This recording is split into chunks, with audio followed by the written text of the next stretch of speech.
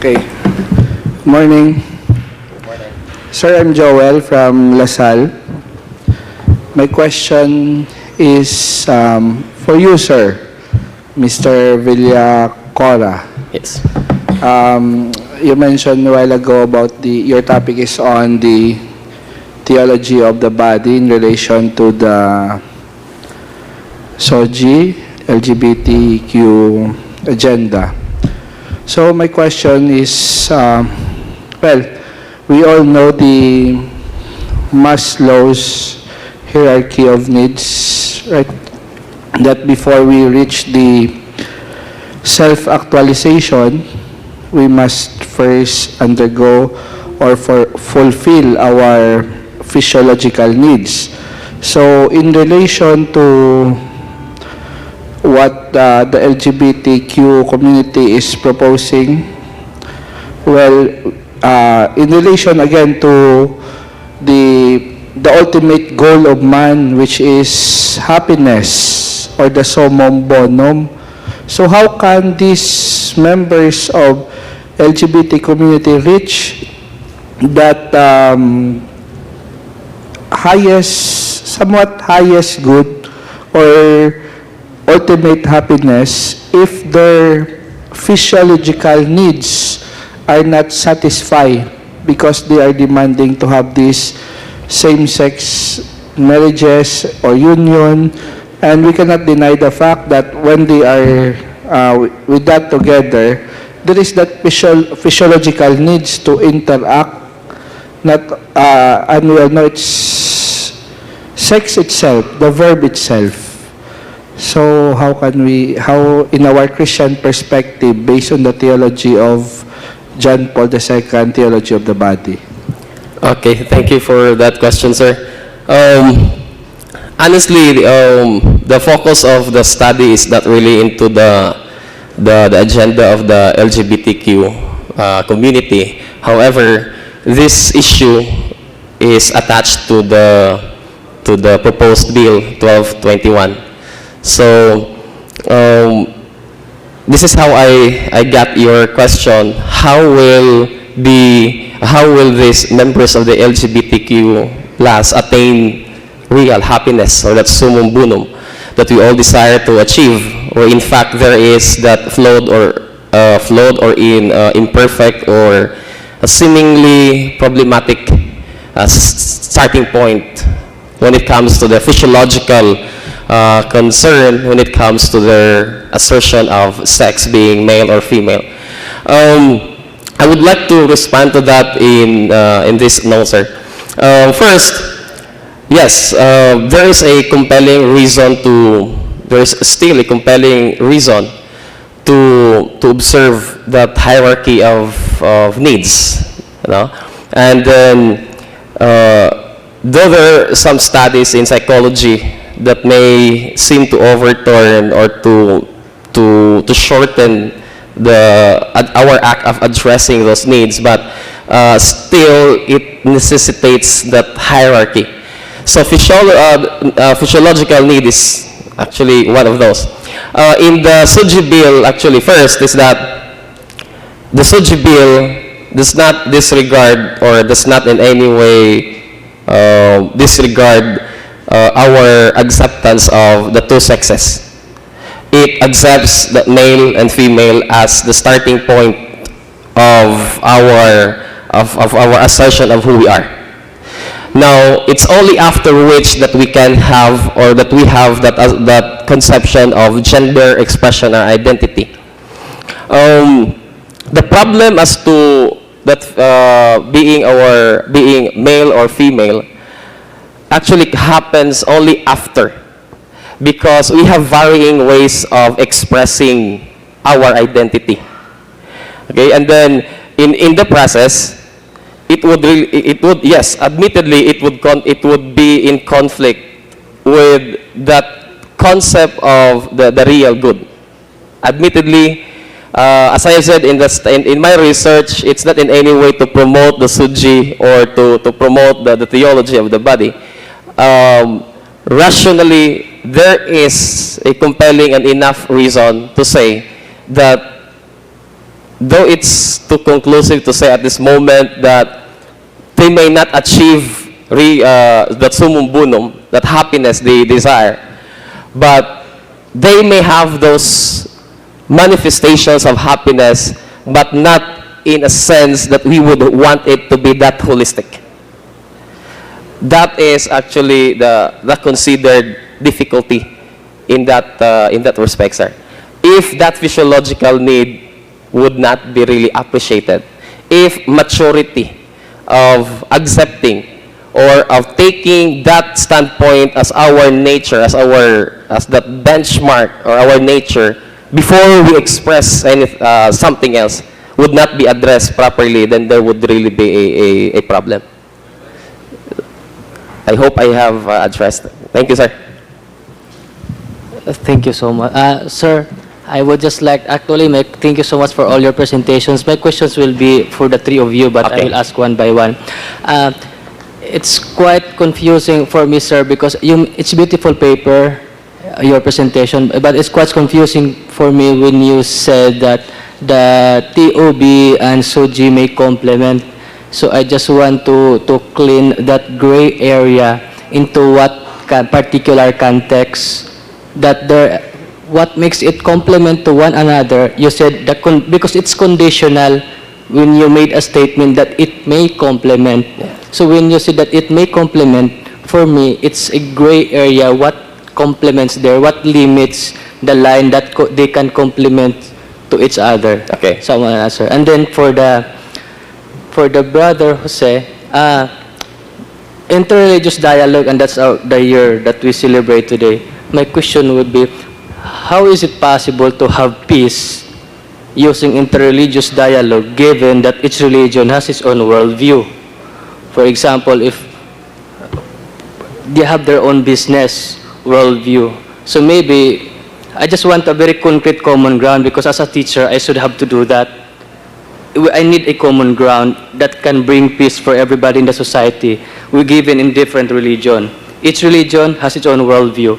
So I need that common ground that can make peace together. Second, if we try to put that into the context, in politics, for example, using interreligious dialogue, there's this philosopher, Thomas Hobbes, I guess everybody is familiar, that man by nature is selfish and violent, especially when to protect their life. So how is it possible, again, to have that dialogue that can promote peace if man by nature is violent, where in fact it's actually violent if we try to contextualize on what had happened today?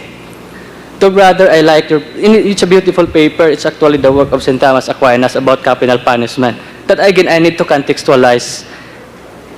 How is it possible, again, to have peace, justice, implementing capital punishment in the context of our judicial system today in the Philippines? Thank you, sir. Being the moderator, may I give first allow my presenters to answer first and then be the last. Thank you. Perhaps, yes, because capital punishment is theoretically and practically possible.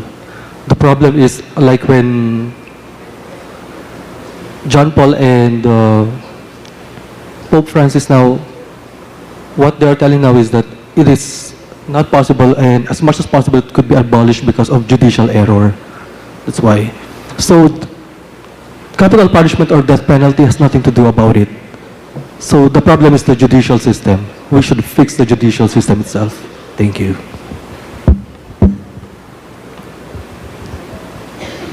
To answer with Sir, I think there is an executive order integrating in the curriculum, particularly the DepEd, as well as the higher education regarding peace education. So in that way, whatever is your religion, because of that integration, I think that's the first common ground na makikita natin na the role of the teacher. Kasi nga now, as peace educator, I was also surprised how come that our government, particularly sa academe, all the public school institution, ang lalaking sinusulat na schools for peace. Sabi ko, naintindihan kaya ito sa mga teachers, naintindihan kaya ito sa mga bata. So, in my mind, particularly in our place, we have an outreach, especially to the public schools, to conduct seminars, especially in the culture of peace. And in that way, with a different religion, what we were doing is, we'll talk what is common to us. See, we set aside the differences, especially in our context. Because there are still some, especially in Mindanao, with our brother Muslims and sister Muslims, mga exclusivists kasi sila karamihan. Buti na lang, ang mga Kristiyano medyo open, but there are also Christian groups, mga exclusivists din. And I think all over the Philippines, and all over the world, particularly now, fiesta natin sa Nazareno, sa Sinulog, Santo Niño, daming mga bashers in the social media. Kaya nga doon tayo because sabi ko, ito ang need of this interreligious dialogue. I think Father also was mentioned also about dialogue. But before the interreligious dialogue, there is a need for us to have an intra-religious dialogue in order to understand our own faith as Catholic or whatever is your religion. Kasi pag ganun, hindi magkagulo, sir ba? So that's more or less the common ground. But I'm happy with the order to integrate peace education in the curriculum. Yan lang, sir. Thank you. And I would like, I would like to address the confusion on the use of the word may. Yes, I know you have observed that in my presentation, I had the penchant of using the word may because it actually expresses that ruling bias on our preference to the theology of the body as that which is more solidly founded than the Suji Bill. And that's the reason why I am using the word may, because the perspective that I have in this paper, the phenomenological perspective, which I consider them to be, are mere suggestions or are mere fresh perspectives. In a way, just to harbor, actually my object here is to harbor arguments and to harbor, to develop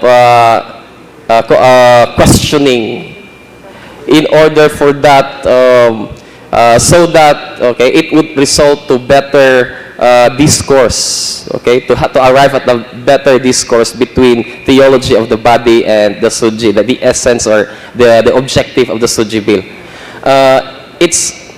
I am just happy because you realize that gray area of the may there, because it's actually with purpose, to steer that consciousness among us to engage into that debate or discourse between a biblical and a seemingly liberal perspective, phenomenological in this sense.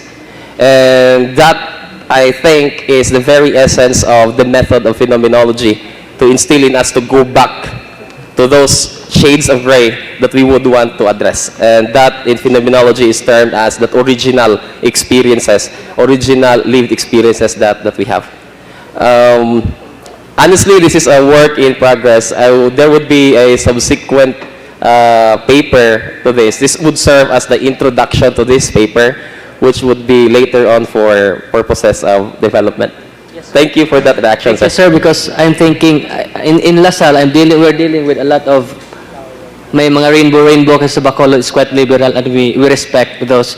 So it's very interesting because it can give me more a detailed explanation to my students dealing with these groups on how to properly educate them in the context of our Christian teaching, right? That is why I use the may, because if you made a statement, a truth statement that it complements, so therefore it's a big use for education.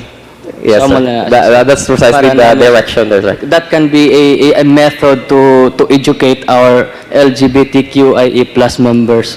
Yes, sir, because also in Siliman, the LGBTQ community not only composed of students, but also led by teachers. I'm not included there, but I'm just part of the the discourse. I would want to be part also. No, there's a problem with that. No, but then again, we are very dynamic when it comes to this issue. That's why we need to really engage. Thank you for that, sir. Thank you for that, sir. Okay, I think in as much as we would want to cater more questions, but our time is up. If you have some more questions, probably we can we address one? Okay, just one question. Okay. All right. So first of all, these are very interesting topics. My name is Vincent, by the way. So I also presented a similar kind of paper with regards to sexuality and TOB. So yeah, I'm glad that there's a recognition for more open views about this, because in society there's a tendency to view Christians as too conservative to even approach LGBT, when in fact the Catechism itself has mentions of respect. It's just that the application of it is, as you say, a gray area. And I also acknowledge that. Anyway, for my question is particularly directed to the second speaker. It's with regards to interreligious dialogue. I have an experience wherein I was a spiritual committee head in my own university's political science society, and I was surprised by the responses of some atheists who told me that I was probably the first one to engage with them. So my question is, from your perspective, how do we engage with what we are called the nones, those with no particular religious affiliation? Because it's one thing to talk about interreligious dialogue, it's one thing to talk about interfaith dialogue, it's another to talk about interbelief dialogue, I believe. Interfaith. Or yeah, because it's one thing about faith, it's another about those who do not claim to have a particular kind of faith. Thank you. So I had also a student in the university. Sabi, you know, brother, I don't believe in God. I am an atheist. Sabi ko, how? Paano itong interfaith religious dialogue? I think no way. It's up to us, pakita na lang siguro natin as believers so that they will appreciate, because they don't have faith. According to Father Kane, faith is a gift. So if it is a gift, ayaw mo na tanggapin. So, wag na. Just show, pakita mo na lang the goodness of the Lord na nasa sayo.